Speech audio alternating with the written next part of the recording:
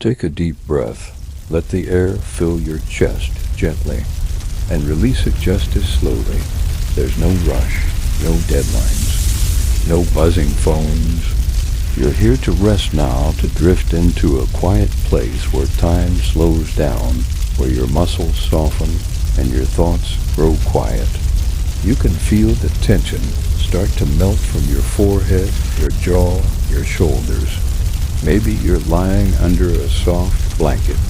Maybe you're resting your head against a cool pillow. Wherever you are, allow the room around you to go dim in your mind. Let the walls blur. Let the ceiling fade. Let your breathing become the only sound that really matters. With each slow inhale, you sink a little deeper. With each soft exhale, the world grows a little lighter. Now we're ready to go. Our story today begins in a place without clocks, without calendars, without notifications or screens. Just the wind and the fields, and one boy who's very, very bored. His name was Ivo. He lived in a tiny village in the north of England, a place so small it didn't even have a proper name, just the Downs, because that's where the hills dipped low and made a little valley where people kept sheep. There were only about 15 families. No horses, no market, no lord with a castle. Just dirt paths and wood smoke and the slow rhythm of days that all looked the same.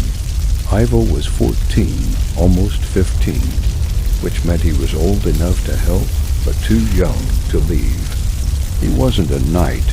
He wasn't a scribe. He wasn't a priest's apprentice or a falconer or anything exciting like the minstrels who passed through twice a year with flutes and riddles. He was just a boy with chores and long afternoons where nothing happened. This particular day was like every other. Ivo had already fetched water from the well before the sun rose. He'd helped his father sweep the hearth with a bundle of bundled sticks tied with a bit of twine. He'd tried to patch a hole in the roof with wet clay, but his fingers were clumsy, and the job took twice as long as it should have. And now it was mid-afternoon. The sun was high and hot. The house was quiet. His mother was spinning flax by the window. His younger brother was napping beside the chickens. And Ivo was bored. His fingers drummed the edge of a wooden stool. His eyes wandered to the door. His mind started to float. There was nowhere to go, really. The woods weren't far, but he'd walked them 100 times. The trees never changed. The stream still made the same gurgling noise over the same mossy stones. Sometimes he liked to lie flat on a large boulder and pretend it was a ship sailing to far-off lands. But not today. Today the rock felt too warm, too still. So instead, Ivo wandered behind the cottage to the little pasture where they kept 3 sheep and 1 grumpy goat named Alfred. He watched the goat blink slowly in the sun, chewing hay that wasn't even fresh. He watched a cloud drift past overhead, and then he lay back in the grass with his arms stretched behind his head and sighed.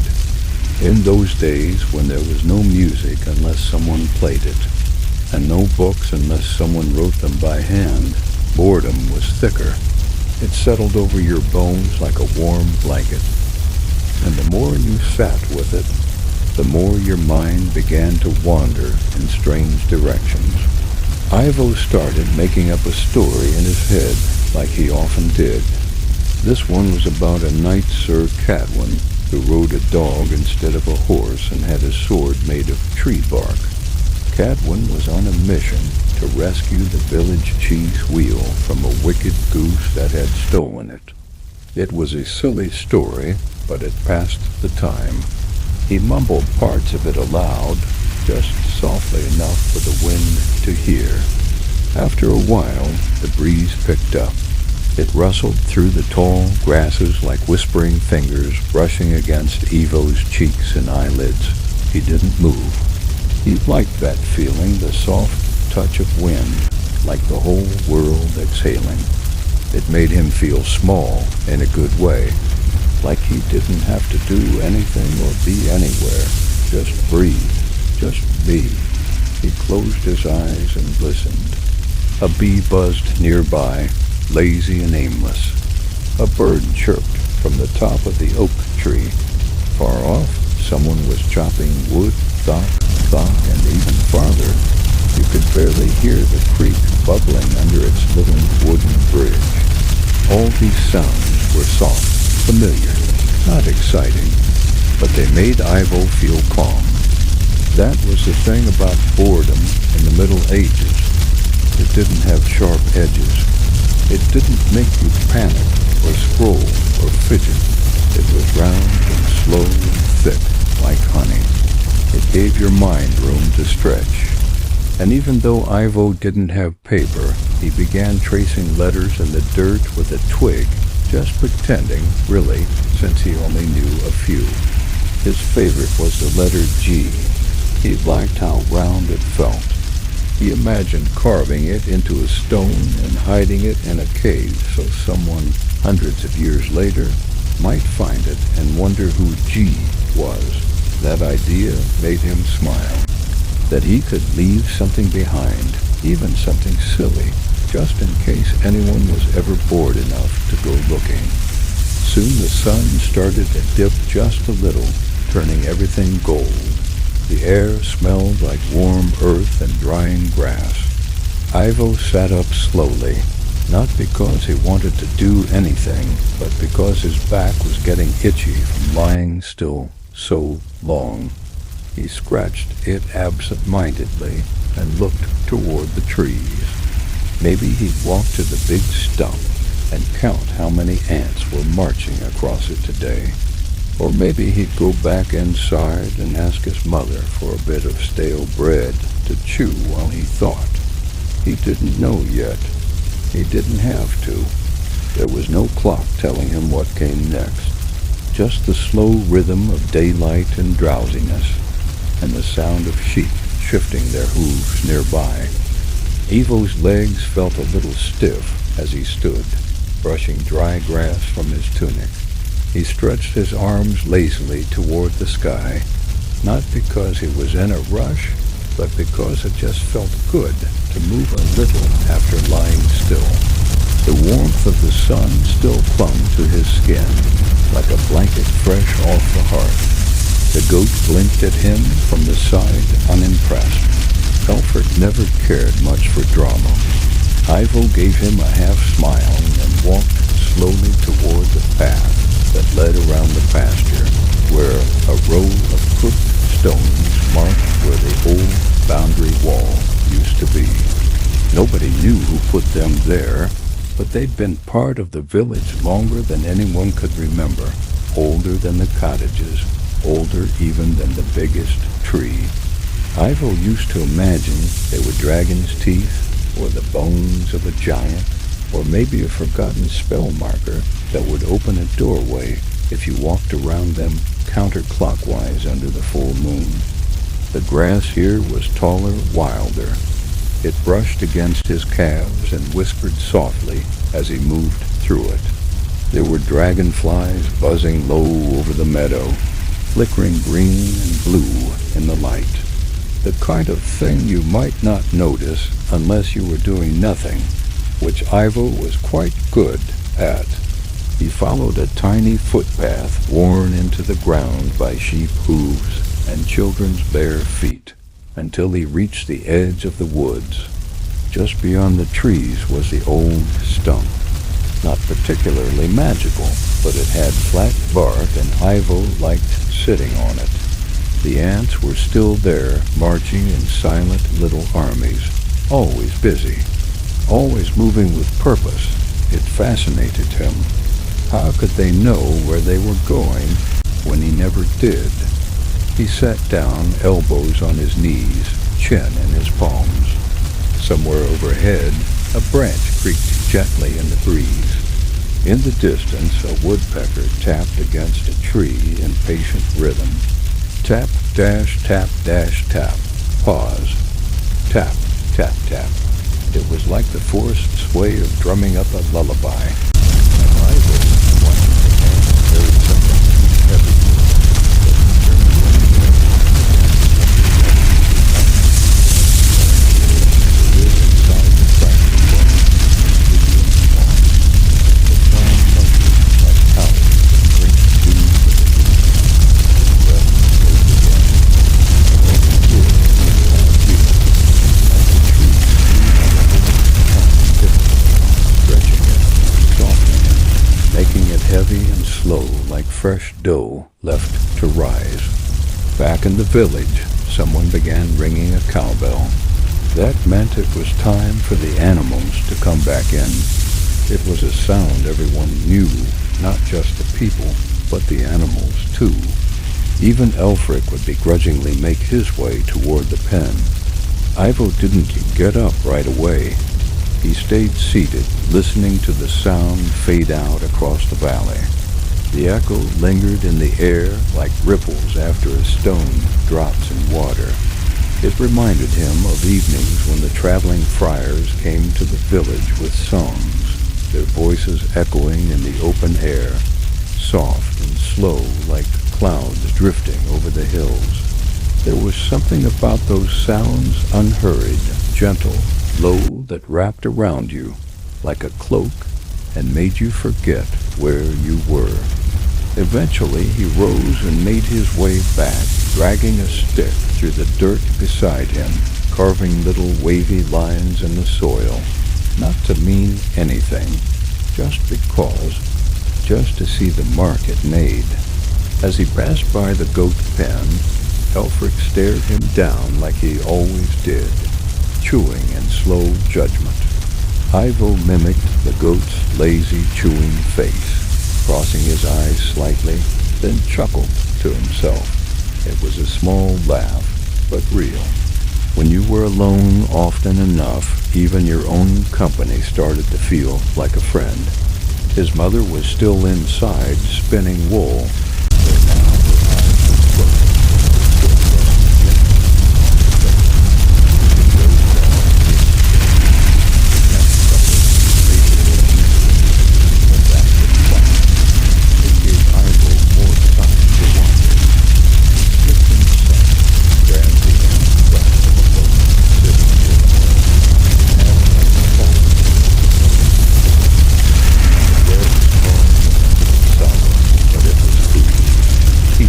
Slowly, walking again, this time toward the shallow ridge behind the village, where old pottery shards were sometimes found buried in the earth. He wasn't allowed to dig, but he could look, and sometimes, just sometimes, if you sat very still and the wind blew right, you could spot a glint of something strange between the grass and stone. It felt like treasure hunting, his own kind of excitement. Today there was nothing but an old nail and a beetle with a shell so shiny it looked like glass. He let it crawl on his hand for a moment before gently tipping it back into the grass. Above him, clouds had started to stretch across the sky, long and feathery, like smoke drifting from a candle.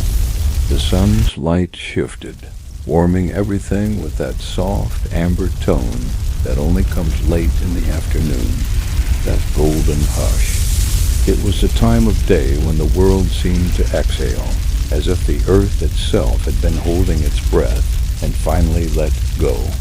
Ivo lay down again, this time on the ridge, arms folded behind his head. He watched a single bird cut a lazy path through the sky, wings barely flapping, just gliding. The kind of stillness that only happens when nothing is chasing you, when no one is waiting, when time becomes soft and slow and thick like sleep itself.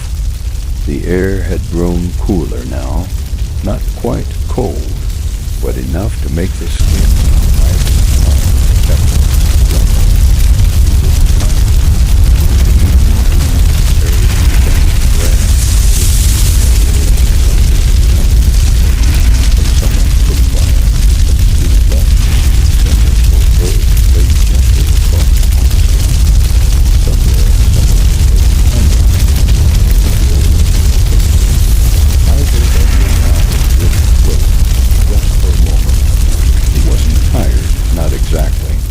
just heavy in that peaceful way when you've done nothing all day, but your body still feels like it's carrying something soft and invisible.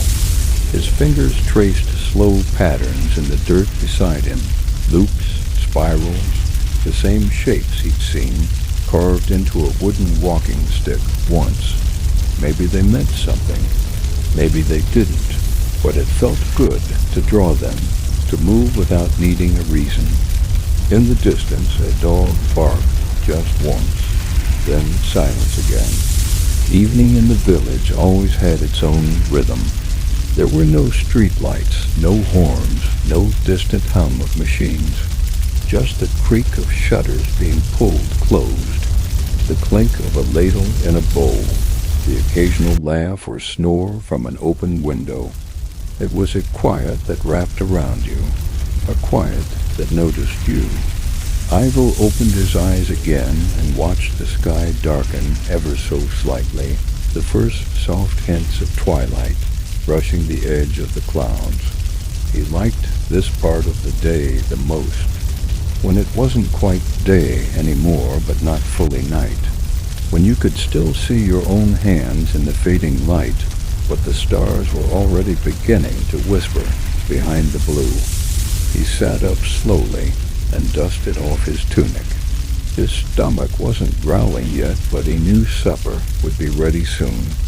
Likely porridge or turnips or a little leftover fish if they were lucky.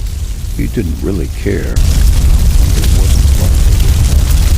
There were no snacks, no secret cups. He ate what there was. When it was gone, the day was gone. Ivo began walking back toward the village, lazy step, dragging his fingers along the tall grassland, combing the edge of the wood. Somewhere above him, a crow cawed, back away into the tree. The sound echoed for just a moment, then melted into the stillness of the evening. By the time he reached the house, his mother was awake again, stoking the hearth gently.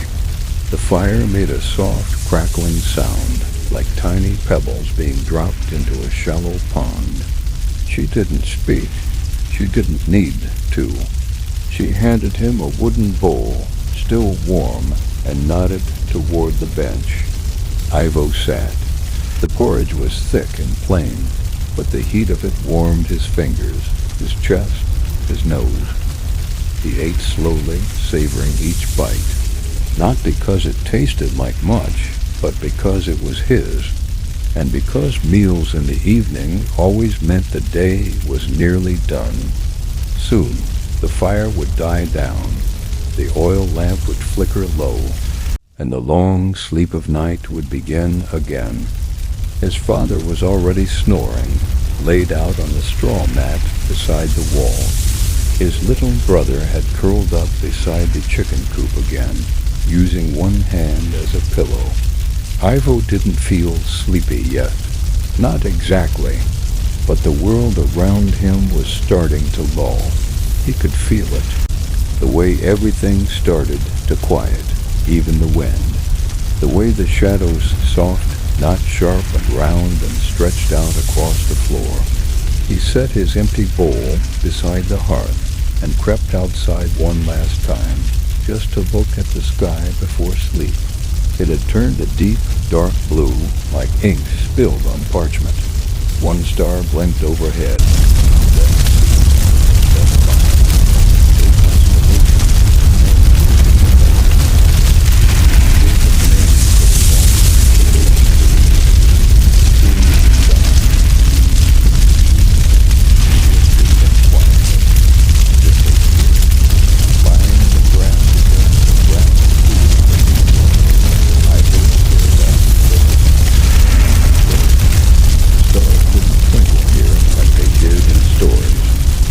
Glowed steady and strong and distant, and the more you looked, the more you saw, like someone had poked holes in the roof of the world and let the light pour through. He remembered once hearing a friar say that stars were the eyes of angels. He didn't know if that was true, but it made him feel calm to think about. Maybe they were watching. Maybe they were just lights. Maybe they were both. He let his breathing slow again. His chest rose gently and fell, rose and fell. The grass brushed his arms like soft fingers. The breeze lifted a lock of his hair and set it down again. His thoughts weren't sharp anymore. Just soft images, goats with wings, ants in armor, stars that whispered lullabies. The kind of thoughts that don't make sense in the light of day, but feel perfectly right in the glow of dusk. His mind began to float again, not forward or back, just gently sideways, like drifting in a small boat on a quiet lake.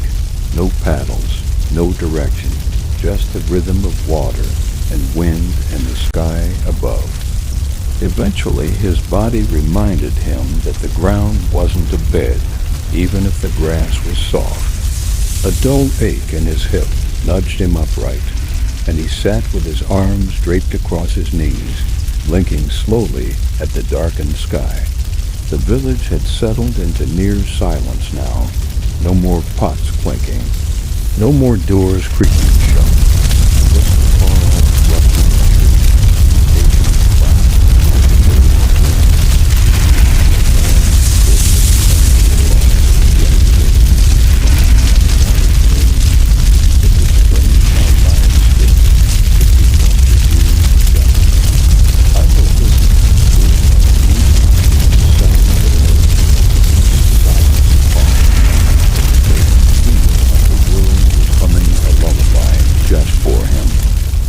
stood up slowly and stretched, arms reaching high above his head, fingers brushing the invisible top of the sky. Then he yawned a long, slow, jaw-stretching kind of yawn that made his eyes water slightly and his shoulders drop into a deeper kind of relaxation. His legs moved without urgency, stepping lightly along the stone path that led back toward the cottage.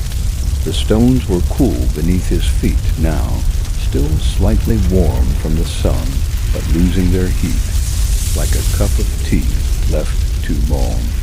He passed the goat pen again. Elfric was already lying down, eyes half closed, breathing slow and steady.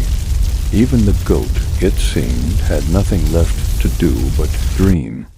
Inside, the fire had settled into a dim orange glow-no flames, now just soft coals curled beneath ash. The room smelled like cooked grain and old wood, and something faintly herbal, maybe rosemary or thyme from the bundle hanging by the chimney. His mother had curled onto her mat, back turned, arms tucked under her head. The whole house was drowsy, like it had exhaled, and decided to stay that way until morning. Ivo padded across the dirt floor to his own corner and lay down on a straw mat covered in a faded wool blanket.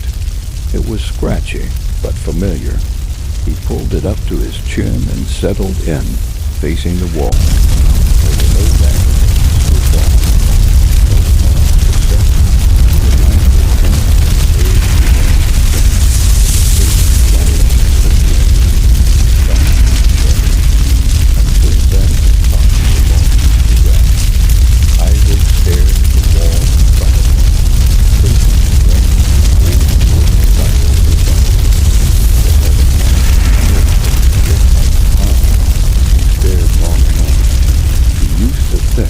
Watching him when he was little.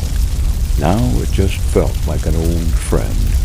He reached out and tapped the spot once, gently, then let his hand fall back to the blanket. His thoughts wandered. They always did at this hour.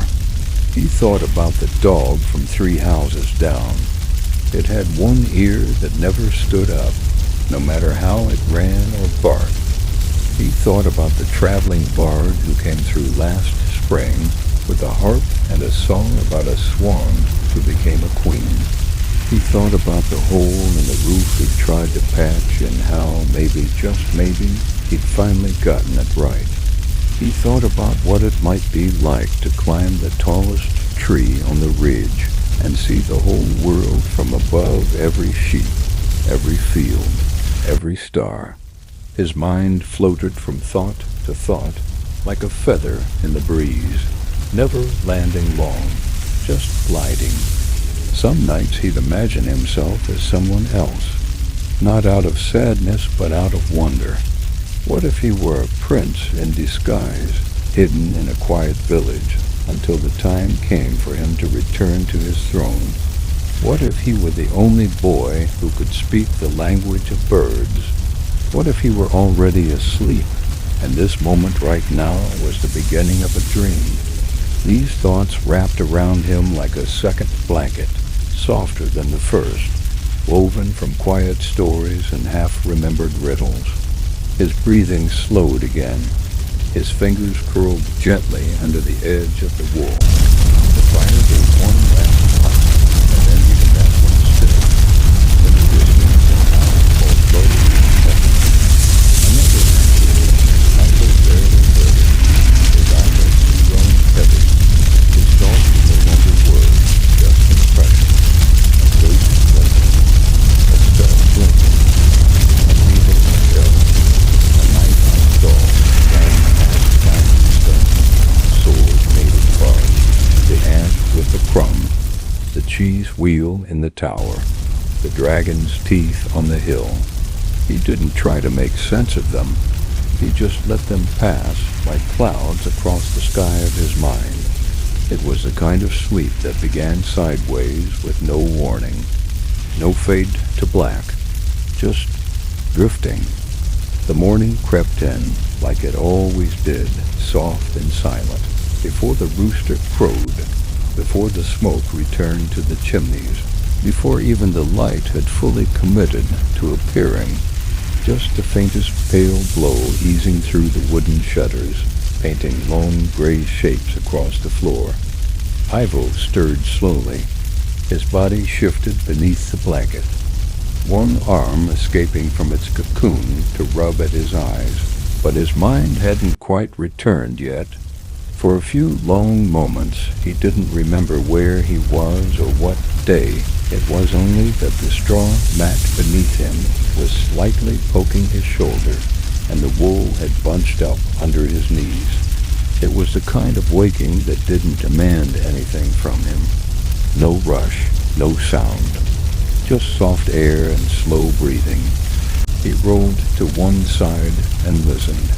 His little brother's breath made a faint whistling noise beside the co-op. The chickens hadn't started fussing yet. His mother's spinning wheel hadn't creaked once. That meant he was awake before everyone else, which didn't happen often. He stayed lying down, savoring the stillness. His thoughts were still sluggish, like mist curling over a pond. He let them wander as the sun pushed gently against the wooden slats.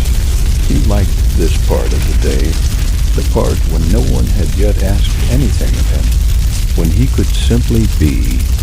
Eventually, he sat up, pushing the blanket aside, the cool air leaving his skin with a gentle kiss. He stretched again, this time with a sleepy grunt, and rubbed his feet against the dirt floor to wake them. Then he stood and walked quietly to the door, careful not to rouse the sleeping bundle of his brother. The hinges gave a tiny squeak as he stepped outside. The world was pale and empty. The sky was like fresh milk, soft and quiet. A layer of dew clung to every blade of grass. It made the earth look like it had been sprinkled with powdered glass, catching the first light and sending it back in whispers. He stepped out barefoot, feeling the cold dampness between his toes. It tickled slightly. His breath came out in faint clouds. The village was still asleep. The chimneys had not yet begun their smoke signals. There were no voices, no footsteps, no clattering pans. Just a bird or two beginning their tentative morning songs, and the far-off call of a cow in need of milking. Ivo made his way to the well without thinking.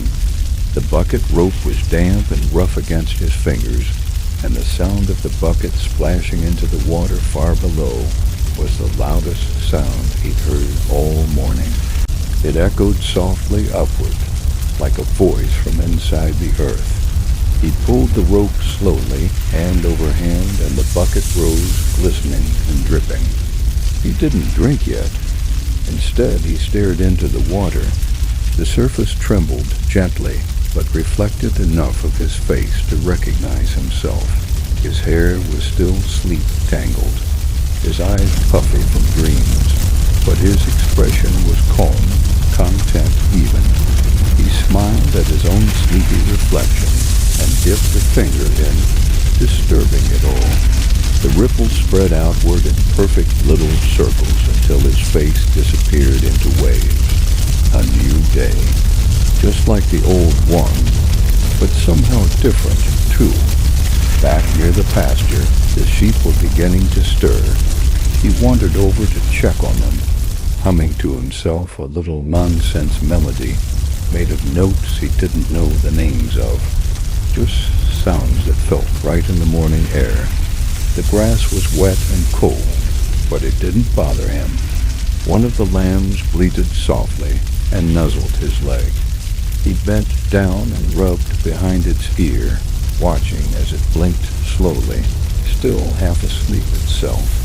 Ivo always liked how animals woke up slowly, without panic or noise. Just stretch, blink, graze. He often wished he could live like that. He picked up a stick and started tracing lines in the mud, idly shaping symbols again, maybe letters, maybe just shapes. He didn't care. The lines weren't meant to last.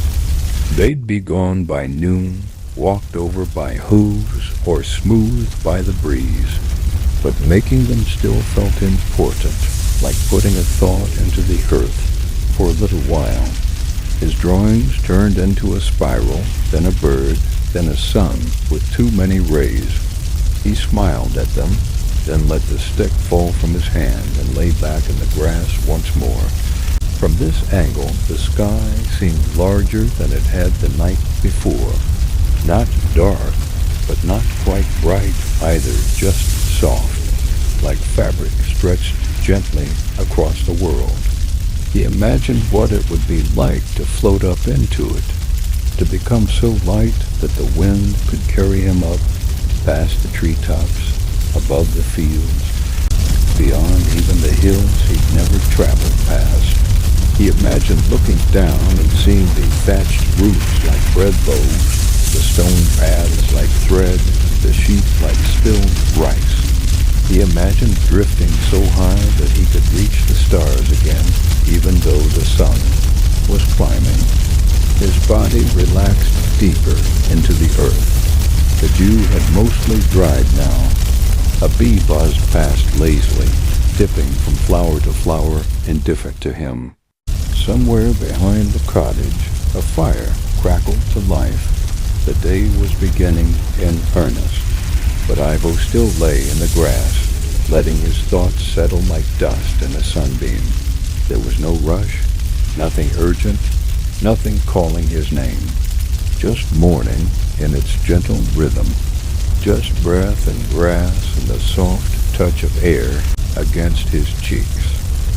Eventually, Ivo sat up slowly, his body warm now from lying in the morning sun, his fingers brushing the damp edges of his tunic where dew had soaked through.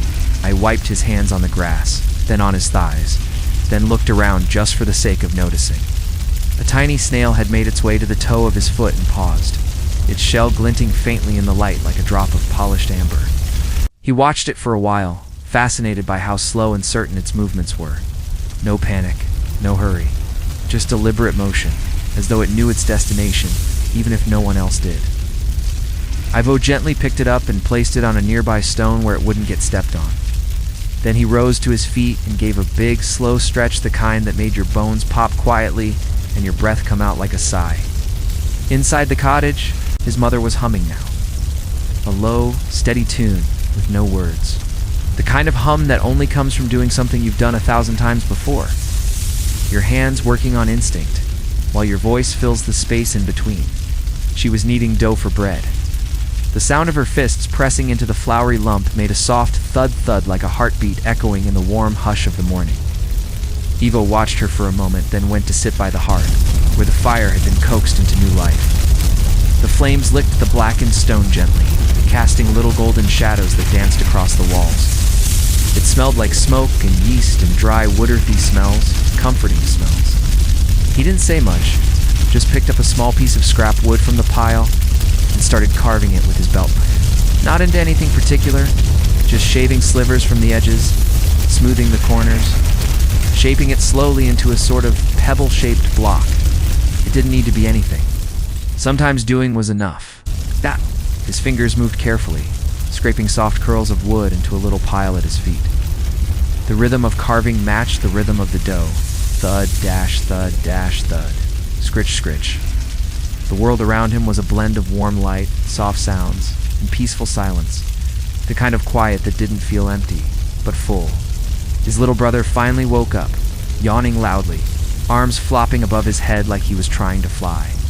He stumbled over to the hearth, still wrapped in a blanket, and dropped beside Ivo without saying a word. They sat like that for a while, just the two of them, breathing in the warmth of the fire and listening to the morning settle. Eventually, their mother handed them each a bit of unbaked dough to play with, just to keep their hands busy. Ivo squished it between his fingers, shaped it into coils, twisted it into knots, then smashed it flat again. It smelled faintly sweet, soft and pliable like memory. He loved the way it resisted just a little before giving in. After a while, their father came in with an armful of kindling and a bit of news. The shepherd down the road had lost a lamb during the night. Probably wandered past the ridge again. Ivo's ears perked up. Not because he was worried about the lamb, he didn't even know which one it was, but because it meant something different. A reason to walk. A break in the slow sameness of the day. His mother nodded without much interest, focused on her rising dough. But Ivo caught his father's eye and tilted his head slightly. His father gave the smallest nod in return. That was all the permission he needed. Within minutes, he'd grabbed a cloak then, and patched but good enough into crust of bread wrapped in cloth. His father handed him a walking stick. Check along the ridge here, black. The lamb had gone down there, like duck caught in the rain. Ivo nodded and set off, clothes fluttering slightly.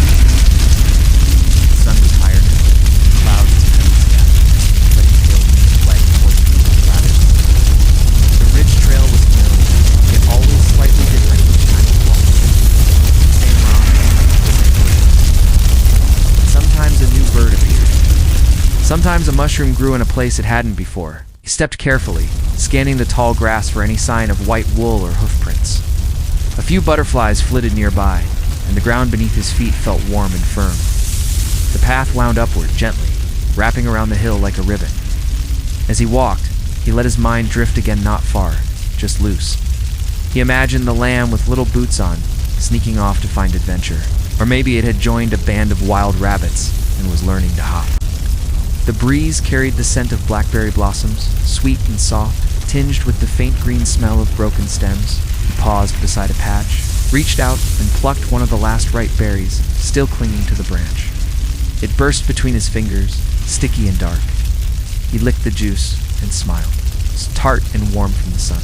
Picked a few more and tucked them into the cloth with his bread, a small gift to bring back, something extra, something to mark the walk. Even if he didn't find the lamb, he had found something.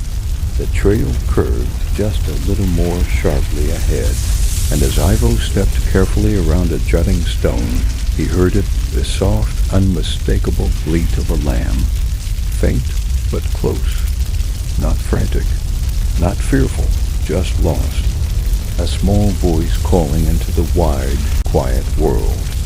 He stood still for a moment, letting the breeze settle, and then followed the sound slowly, stepping through the taller grass, ducking under a low branch, and peering beyond a cluster of berry-covered bramble. There it was muddy and tangled, but very much alive. The lamb blinked at him, bleated again, and shifted its little body.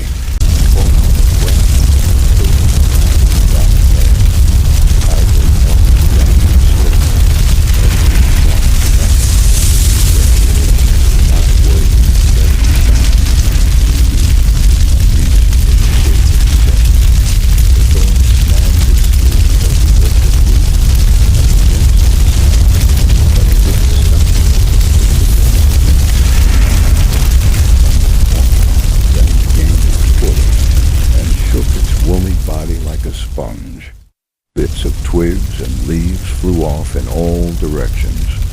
Ivo chuckled and rubbed the lamb's back gently, checking for cuts. There were none. Just dirt and a little embarrassment, maybe. He stood up and started walking back, the lamb following close behind, its tiny hooves crunching softly through the leaves. It didn't need a leash. It knew the way now. Or maybe it just trusted Ivo's quiet pace. As they walked, the lamb occasionally nudged his leg with its nose, like a thank you or maybe just curiosity. Ivo looked down at it and smiled again, more to himself than anyone. The sky had turned a clearer blue now, brushed with only a few high. Thin clouds like wisps of wool stretched across the heavens. The trail seemed easier coming down, even though his legs were getting tired, and the sun was rising high above him. He didn't mind. There was something calming about walking back with a task completed. Not important, not heroic, just finished. That kind of small victory filled the day with quiet meaning. When he returned to the village, his father was outside chopping wood, and his mother was spreading the dough into a wide, flat round for baking. The smell of herbs and steam drifted toward him like an invisible blanket. His father looked up as Ivo approached, lamb still at his side, and gave the frown of approval buried in the wood. His mother nodded without turning. Ivo lifted, turning to walk quick, holding the lamb's small hand to the lake. It ate quickly, as though it had forgotten its power, that it had never been born. Then they went back to the red, baked, brown, cracked on the top, steam rising from the center like the breath of some ancient dragon. Ivo and his brother ate theirs with a smear of soft cheese, one of the few luxuries they had when the cow had been generous. It was a quiet meal, just chewing, the clink of wooden bowls, and the occasional hum from their mother as she tidied. When it was done, Ivo wandered again. Not far this time, just around the side of the cottage where the shadows of the trees made a dappled path along the earth. He lay down once more in the grass, hands behind his head, eyes turned toward the spaces between the leaves where light flickered like little stars peeking through. He thought again about the lamb, about how easily it had wandered off, and how calmly it had come back. He wondered if he was like that, just waiting for someone to find him when he wandered too far from the familiar. He didn't feel lost, not really, just in between boy and man, between here and there, between now and later. It was a kind of boredom that wrapped around you like fog, not cold, just thick, not painful, just slow. And in that slowness, strange thoughts could grow, dreams, wonderings, impossible stories that made the days feel fuller, even when nothing really happened.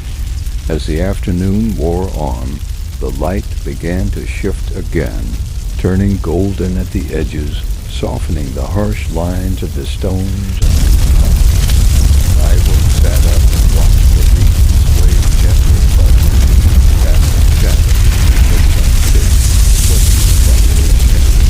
He reached for a foreign form and rolled it between his fingers, a tiny word, perfectly shaped, placed within his pocket without thinking, like useful for calculation, or maybe it was just nice to carry something that felt round and smooth and whole.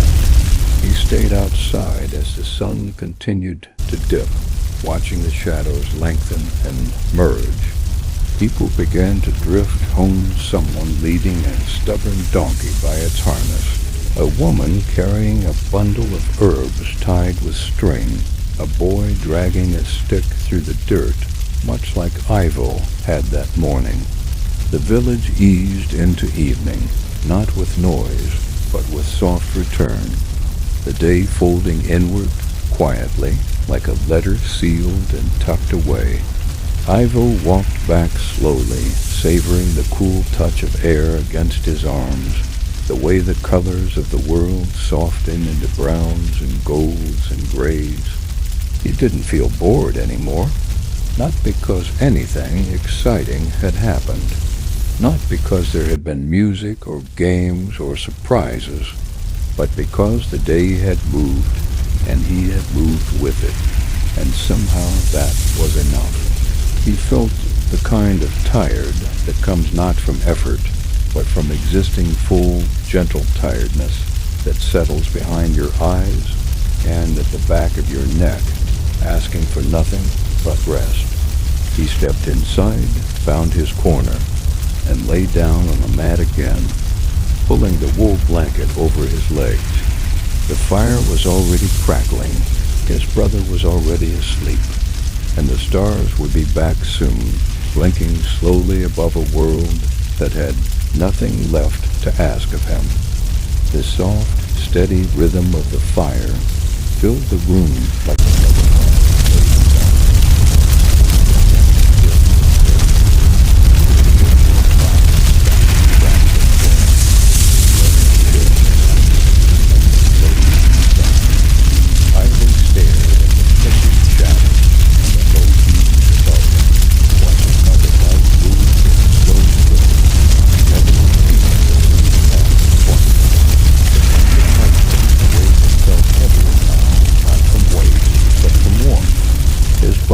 Stopped asking for action.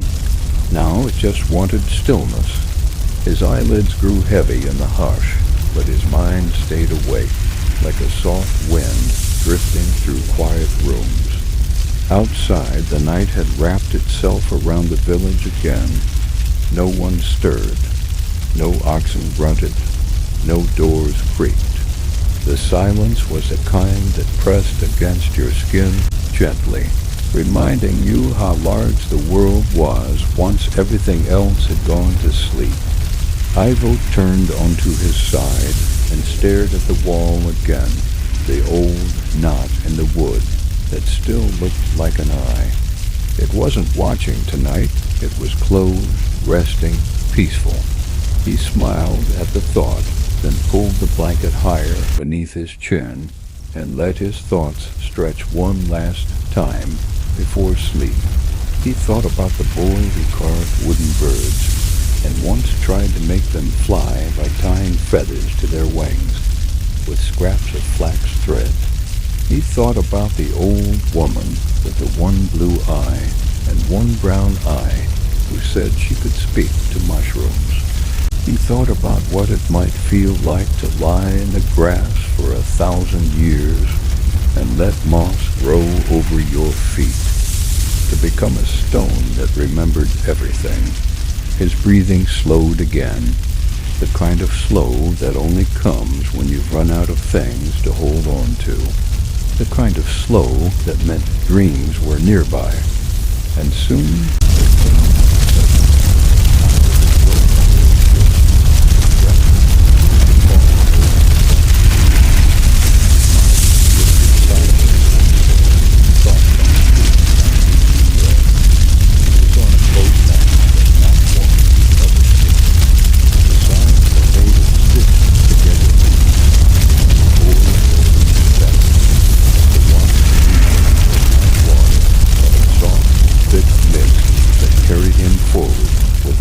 sound.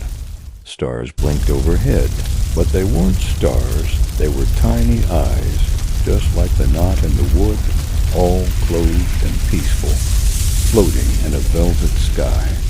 In the dream, he saw the lamb again, this time dressed in a little robe, walking upright beside him with a small wooden cane. It spoke in a soft, tired voice that echoed, even though the air was still. They passed trees that bowed as they walked past, trees with silver bark and leaves that shimmered like candlelight. Every so often, a bird would land nearby and whisper a riddle that Ivo didn't understand, but somehow felt the answer to. He wasn't afraid. He wasn't confused. He was simply there, floating, wandering, resting inside a world made of stillness and stories. Somewhere beyond the dream, the fire gave another gentle crack, and the shadows on the wall fluttered like the wings of moths. His brother shifted in his sleep, letting out a quiet sigh and pulling the blanket tighter around his shoulders. But Ivo didn't stir. His body had surrendered to the quiet now, the kind of surrender that felt like being cradled, rocked gently by the arms of the world. His breath moved in and out with a rhythm that matched the wind outside, soft and steady and slow. No thoughts now, no plans, just a long, weightless drift into sleep. And the night carried on. The stars moved silently across the sky,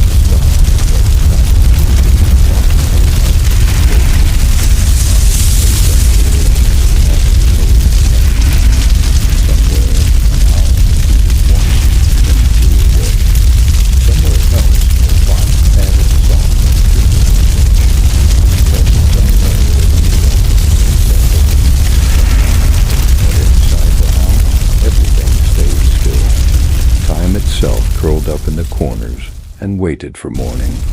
And Ivo, just a bored, curious boy from a village with no name slept on, held gently in the arms of his own small story. He didn't dream of knights that night. No castles, no battles, no dragons, just long walks in quiet places.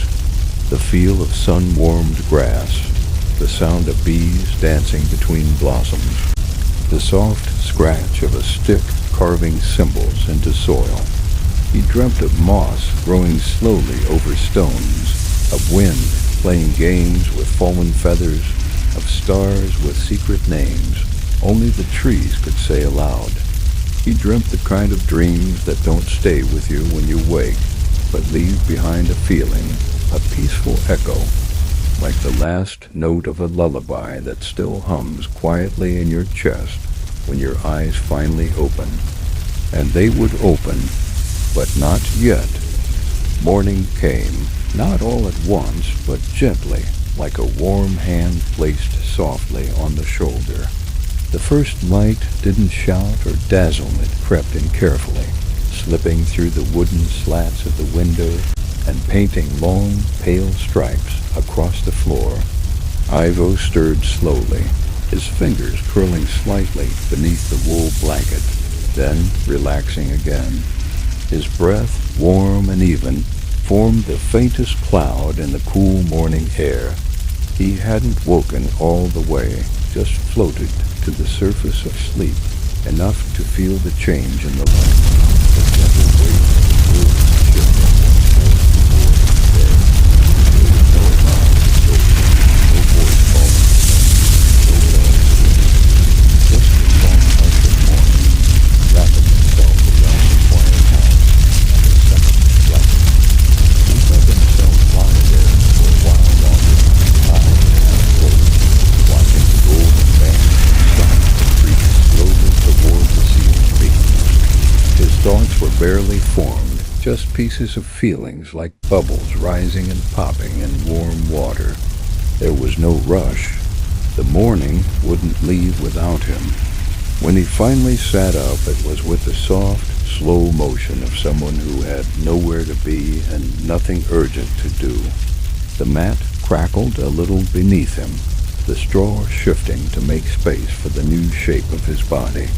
His feet found the floor, and he sat for a while, elbows on his knees, chin resting on his hands, just watching the dust float in the light. Tiny specks drifting without purpose, like sleepy thoughts that hadn't decided where to land. His little brother was still curled under a blanket nearby, one hand resting across his face, mouth slightly open. A soft snore came and went, barely louder than the whisper of the wind outside.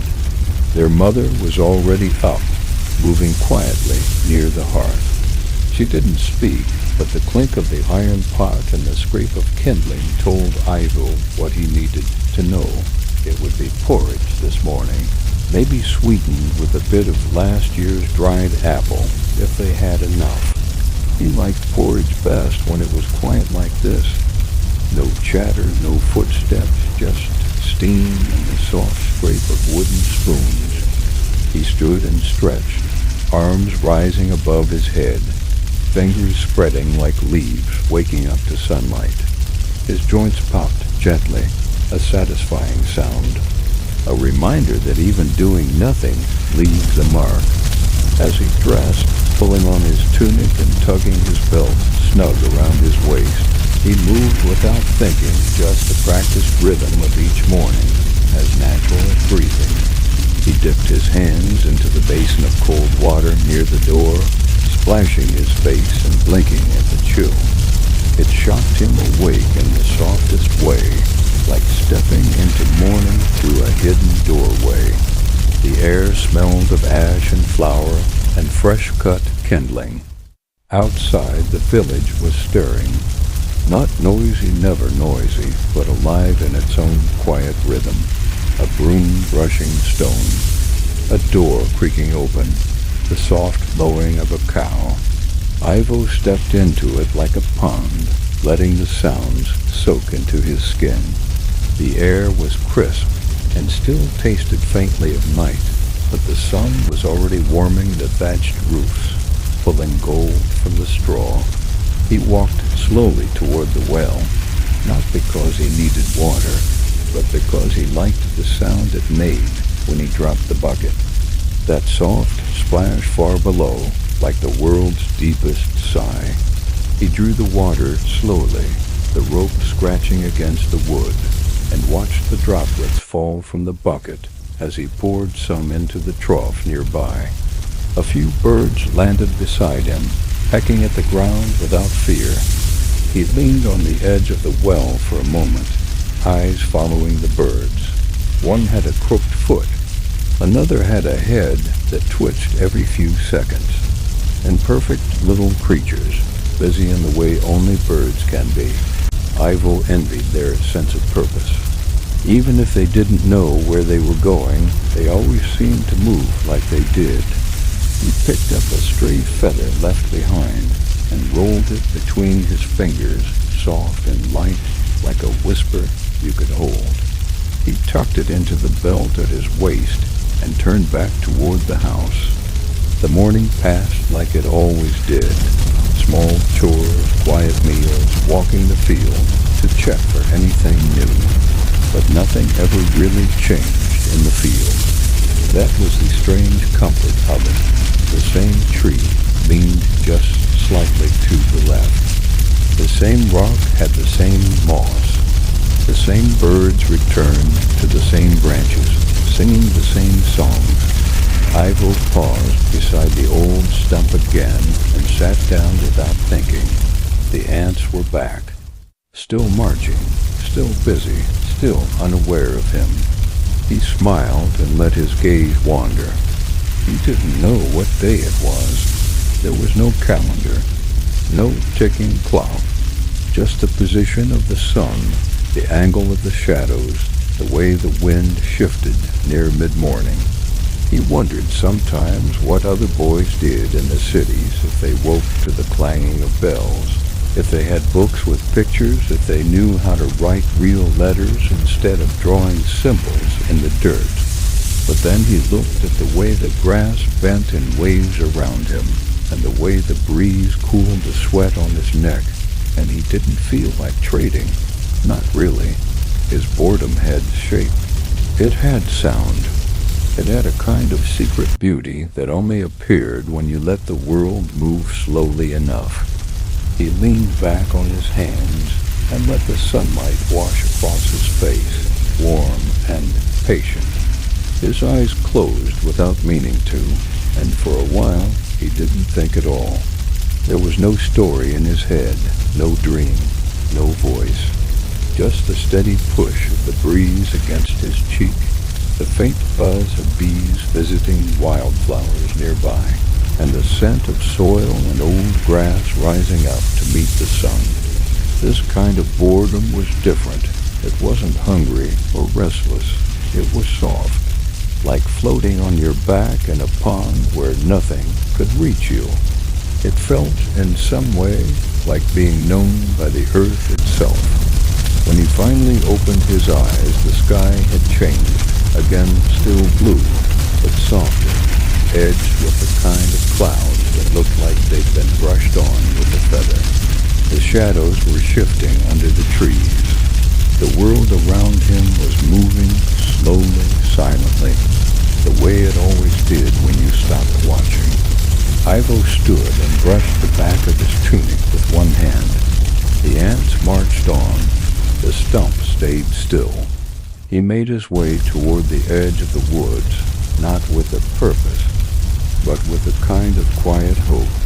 Maybe a feather, maybe a snail, maybe nothing. The walk was the point, the wandering, the noticing. By noticing, he passed a fallen log covered in moss and paused to run his fingers across it. The green fuzz felt cool and damp, like nature's carpet. A tiny spider scurried away from his touch, its legs barely making a sound against the bark. He watched it go, admiring how fast it disappeared into the shadows. Everything in the woods had its place. Even the small things had somewhere to be. He liked thinking about that maybe he had a place too, even if he didn't know where it was yet. Or maybe this was his place, the woods, the stump, the porch of a cottage with bread and goats, and no reason to hurry. Farther down the trail, he found a patch of mushrooms, small and pale with round caps. He knelt beside them and studied their shape. Some people feared mushrooms, thought they were the fingers of the dead reaching out of the earth. But Ivo found them beautiful, quiet, hidden. They lived entire lives in silence, only peeking above ground for a few days at a time. He wondered what kind of stories mushrooms would tell if they could speak, what they'd seen, what they remembered. He reached out and touched one gently. It gave just a little under his fingertip, like soft leather. Eventually, he circled back home, hands empty but heart full. His mother had finished baking and was laying herbs out to dry. The house smelled like sage and wood smoke and warm flour. He sat on the threshold and watched her work, not offering to help, but not needing to. Some afternoons were just for being nearby, for being part of the day without taking anything from it. His father had gone to check a neighbor's fence, and his brother was somewhere chasing a frog or swinging a stick. Ivo didn't ask.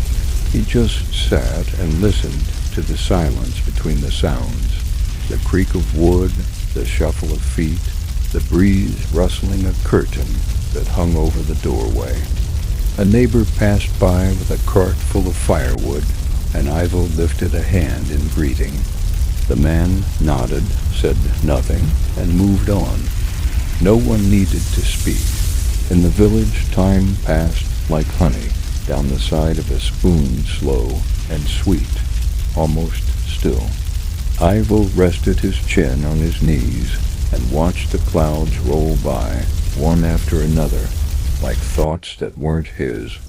He wondered what it would be like to walk to the edge of the clouds, to climb them like mountains and sit where the air turned thin and silver. He wondered if you'd hear the stars humming up there, or if the world would finally go quiet enough to hear your own heartbeat clearly. Later, as the sun began to lower in the sky, he wandered toward the stream that wrapped around the far side of the pasture. The water was shallow and clear, the stones beneath it smooth and cold. He took off his shoes and stepped in, letting the chill shock him awake. It felt good, clean, grounding. The current slid past his ankles like ribbons. He bent down and picked up a rock that had been worn almost perfectly round by the water. He held it in his hand, turning it over and over. It had no use, no purpose, but it was beautiful, and so he put it in his pocket next to the feather. He sat on a flat stone near the edge and dipped his toes into the water again. Dragonflies hovered above the surface, their wings like stained glass. The stream made its own music-like splashes, the occasional gurgle, the tiny pop of a bubble rising and bursting. He closed his eyes and listened. This was what the world sounded like when you stopped filling it with noise, when you let it speak on its own terms. He didn't know how long he sat there. Time stretched thin and warm like sunlight through fabric. When he finally stood, the shadows had grown long, and the air smelled faintly of evening. The grass beneath him whispered faintly as he shifted his weight, adjusting the way his shoulders rested against the cool, uneven earth. Even in stillness, the world moved. A beetle crept past his elbow, slow and glossy under the moonlight, legs ticking like tiny gears. A bird rustled sleepily in a tree overhead, then fell silent again. The stars seemed lower tonight, somehow closer, as if the sky had bent a little just to keep him company. Ivo let out a breath he hadn't noticed he was holding and soft-inned in the ground, the rhythm of the world lulling him deeper into its quiet song. His thoughts wandered again, not with urgency, but with the gentle curiosity that came when nothing else needed doing. He thought about the feathers still tucked into his belt and the smooth stone in his pocket. Little treasures from a day where nothing happened, but where everything mattered. He wondered if people in the far-off cities, the ones with cobbled streets and giant bells, ever felt this kind of slow. Did they sit in grass and count ants? Did they notice how moss grew in the cracks of stone, soft and thick like velvet? Did they watch a single cloud float overhead and feel like it was enough? The breeze picked up, carrying with it the scent of firewood and wild thyme. You could almost taste it on the air, the kind of clean, earthy smell that made you feel like you belonged to something ancient, not a person, not a job, but the land itself. He opened his eyes again and let them settle on the moon. It was full now, hanging like a polished coin in the sky, painting the village rooftops in silver. The shadows it cast were long and soft, not harsh like the sun's, but sleepy. The kind of shadows that didn't hide things, just wrapped them gently and tucked them in. He didn't want to go inside yet. The house would be warm, the mat familiar, the blanket scratchy, and all the usual places. But out here, under the moon and stars, the night felt like a story still being told. No ending yet, just a long, peaceful sentence that stretched on and on. So he lay still, hands folded over his stomach, feet crossed at the ankles, eyes half-lidded, and the world around him responded in kind. The leaves above danced just slightly in the wind, casting dappled shadows across his face. An owl called once, then again, then silence. His mind began to slide sideways, as it often did when sleep came from the edges rather than the center. He imagined he was a stone at the bottom of the well, round and smooth and waiting, that he could feel the bucket brushing above him now and then, but never needed to leave his place. Or maybe he was a branch high in the tallest tree, swaying gently with the wind, home to a nest touched only by stars, or even a single fleck of ash from the hearth, drifting lazily upward toward the rafters, never landing, never burning, just floating forever. Time stretched, not forward or back, just outward. wide and soft and slow.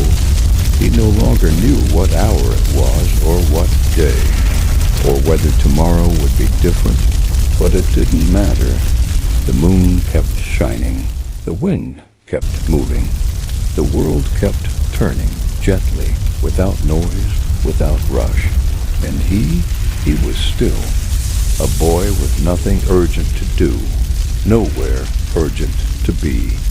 Just the soft ache of muscles well rested, the gentle hum of breath, and the weightless calm that comes only after a long day of nothing important, filled with everything that matters.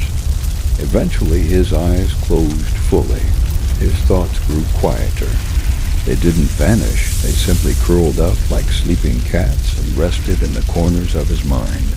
His dreams would come soon, maybe with goats, maybe with stars, maybe with stories that didn't make sense, but felt right anyway. And when they did, they'd arrive not with a jolt, but like the rest of his world had on a breeze, with a whisper as slow and sure as moss growing on stone. His breath slowed, his body settled. The grass cradled him like an old friend, and the night watched over him, silent and endless, asking nothing, offering everything. The next morning came quietly, as it always did. No loud announcements, no alarms, just the soft shift of light brushing across the ceiling beams, and the gentle creak of wood as the house stretched itself awake. Ivo stirred beneath his blanket, slowly, limbs reluctant to move. His body was warm and still, but his mind had already begun to surface, drifting upward through layers of dream until only the feeling of them remained. He blinked at the shadows on the wall, long and faint, reaching across the floor like sleepy fingers. Somewhere in the corner of the room, a mouse scurried, rustling straw. The sound wasn't alarming, just familiar, a reminder that life's small, and quiet was always happening nearby. He didn't rise right away. Instead, he lay there and let the morning wrap around him. He listened to the faint crackle of a fire being coaxed back to life, the muffled cough of his father outside, and the familiar squeak of the door's iron hinge. It was the same every day, yet somehow never boring. The sameness didn't suffocate, it settled, like dust on windowsills or dew on grass. It gave shape to time, and in that shape he found peace. Eventually he sat up, rubbed his eyes, and stretched. The wool blanket fell from his shoulders like a dropped cloak, and the cool air kissed the skin of his arms. He dressed slowly, yawning as he pulled his tunic over his head, smoothing it with both hands. His little brother was still asleep, mouth slightly open, one hand dangling off the side of his mat. Ivo tiptoed past and stepped outside, blinking against the soft sunlight that filtered through the morning mist. The sky was pale blue, almost white at the edges, and the fields were still, damp with dew.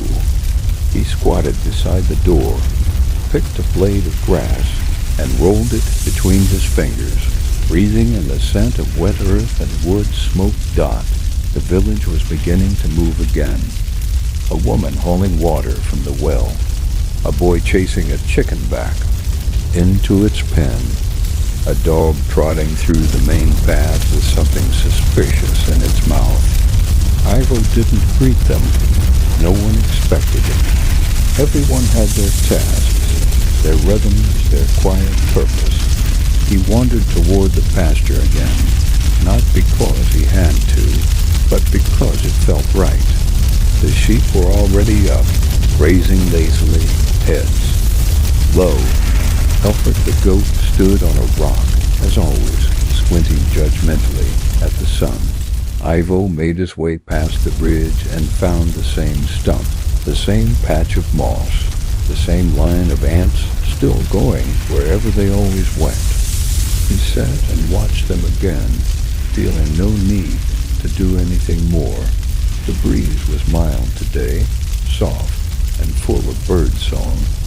Leaves rustled gently in the trees above, sending tiny flecks of gold drifting through the air as the sun touched them. Somewhere, a woodpecker was at work again. Tap, pause, tap, tap. It was like the earth's way of keeping time, not in seconds or hours, but in repetition, in ritual, in sound. His thoughts wandered, but not far. He wasn't dreaming this morning. He wasn't imagining cities or dragons or birds that spoke. In riddles, he was simply noticing the way a spider web caught the light, the way a beetle stopped when it bumped a twig, the way his own hands felt when they pressed against the cool bark of the stump. He thought about boredom and how strange it was that people always feared it. But boredom was never empty. Not really. It was just the space between things. And when you gave it enough room, it started to fill itself with meaning. He reached into his pocket and pulled out the smooth stone again. He turned it over in his hand, running a thumb along the worn edges. It had no markings, no value, but it had weight. It had place. He thought about carving something into it, maybe the letter G again, or a spiral. Something small, something secret, a message only he would understand. He didn't do it yet, but he liked the idea that he could, that this plain stone could become a part of a story, even if that story was only his. The sky above began to shift again, the white turning bluer, the gold of the sun growing stronger. It was going to be a warm day. Maybe they'd patch the fence. Maybe someone would bring fish to trade. Maybe nothing at all would happen, and the hours would stretch like dough left to rise, slow and soft and full of nothing but quiet air. Ivo stood slowly, dusted the grass from his tunic, and stretched again. His arms reached toward the sky like branches, and his body creaked softly in response. Another day had begun, the same and yet not. And in that sameness he found comfort. In the repetition he found rest. He didn't need a bell to tell him the hour. He didn't need parchment or paint or news from afar. He had the rustling of leaves, the call of birds, the whisper of wind against stone. He had the long space between chores. He had the slow drip of time. And in that space and that boredom, he had everything. Later in the day, after tending to the sheep with his brother and helping his father move a small pile of firewood, Ivo found himself back by the stream, the same one he'd waded through before, where dragonflies danced and smooth stones lined, the shallow banks like teeth in a smiling mouth. He took off his shoes again and let his feet sink into the cool water, wiggling his toes against the slippery stones, feeling the gentle current pull at him like a soft invitation. The sun was higher now and warmer, pressing down with a kind of lazy weight that made everything feel slower in the best way. Bees buzzed low to the water's edge, where wildflowers bloomed stubbornly between cracks in the rocks. Ivo crouched and cupped some of the water in his hands, splashing it gently over his arms and neck. It felt good bracing, real, grounding. As he dried his hands on his tunic, he noticed a tiny frog no bigger than his thumbnail, sitting on a leaf. Its sides pulsed with each breath, and it didn't move when he leaned closer. They stared at each other for a while, the boy and the frog, in complete silence, as if they were both waiting for the other to speak first. Then the frog blinked, slipped off the leaf, and disappeared into the water with a soft plop. Ivo grinned to himself. Another moment.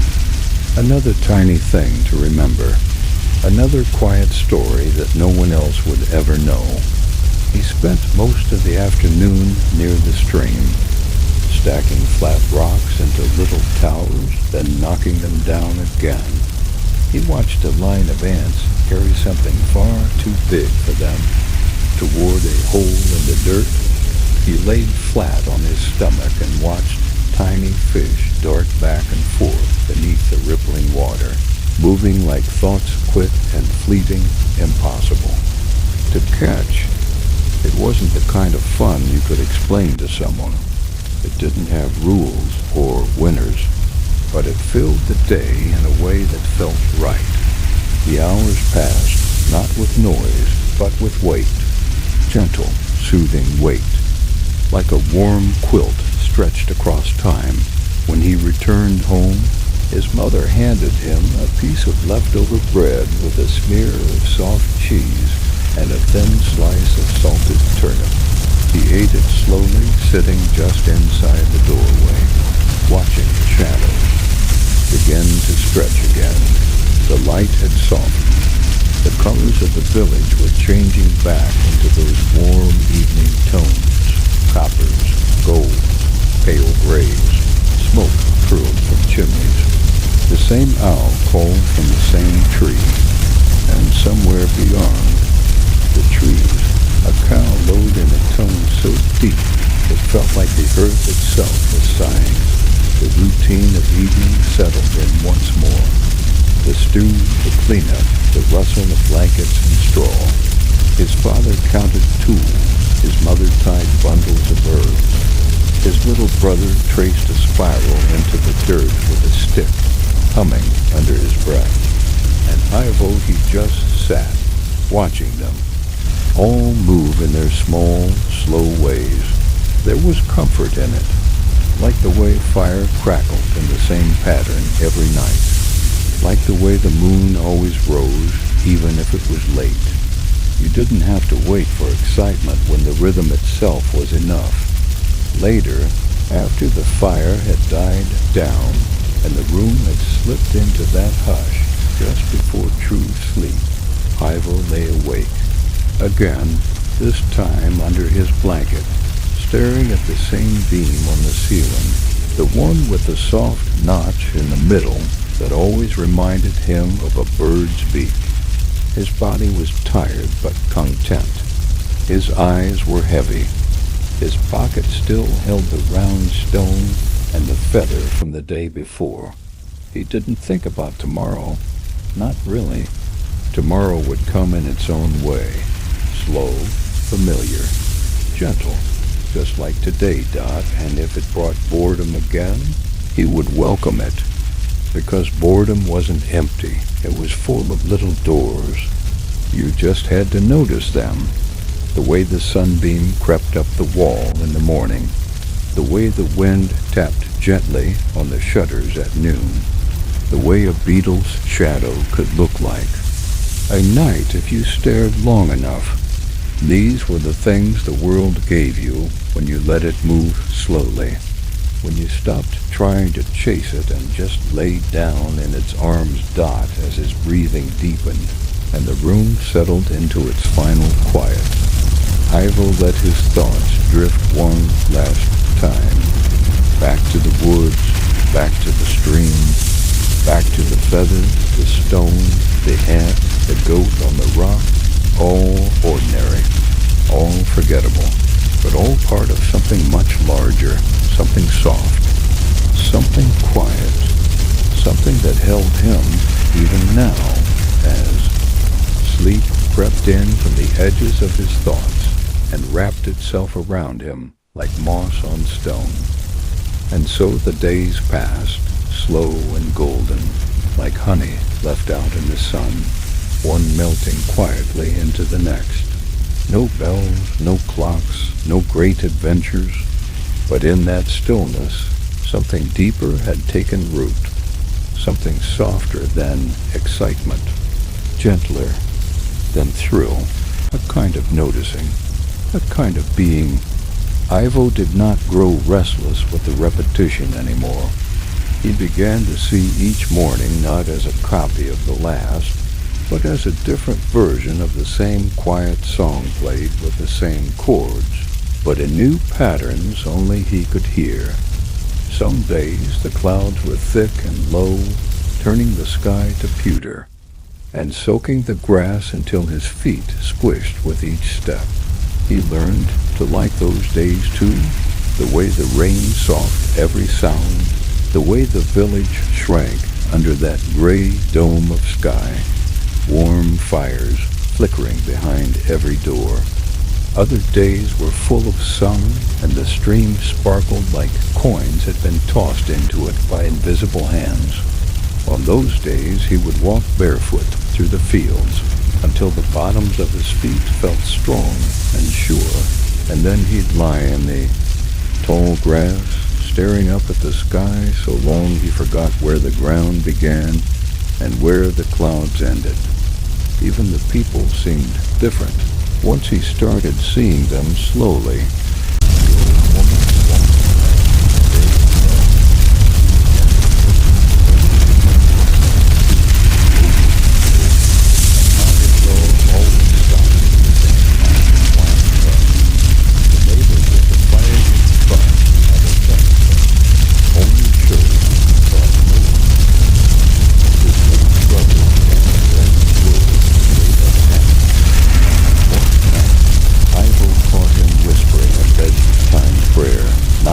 God, but to the moon.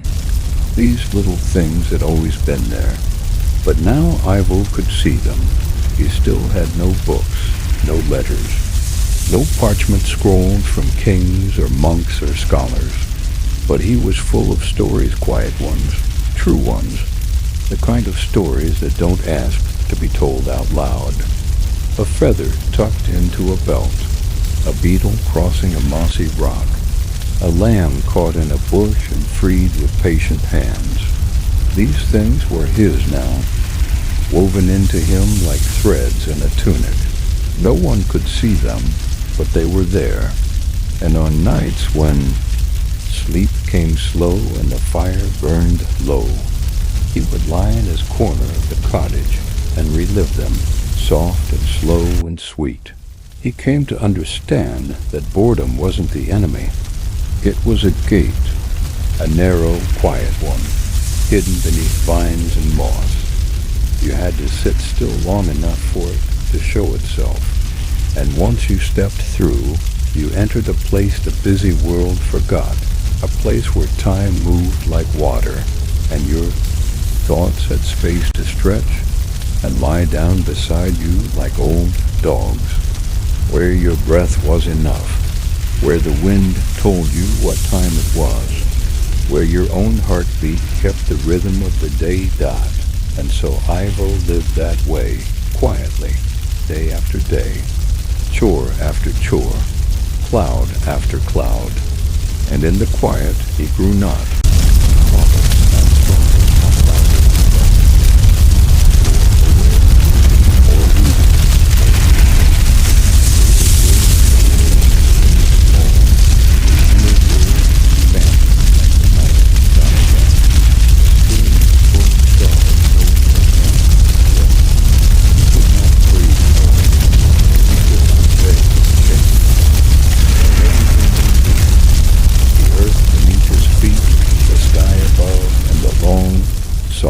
Silence in between dot, so when the days ended, and they always did, he would lie down in his same corner, pull the same blanket to his chin, and stare at the same spot on the wall.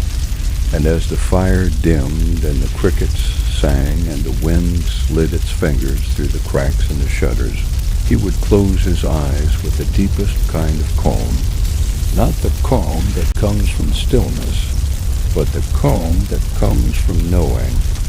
That stillness is enough God. He did not dream of swords or towers or faraway cities. He dreamed of stones, of moss, of birds that blinked slowly in the sun. And sometimes when he woke, He would still feel them, those dreams, resting on his chest, like feathers, weightless, familiar, beautiful. And he would smile, rise slowly, and walk once more into another long, slow, wonderful day.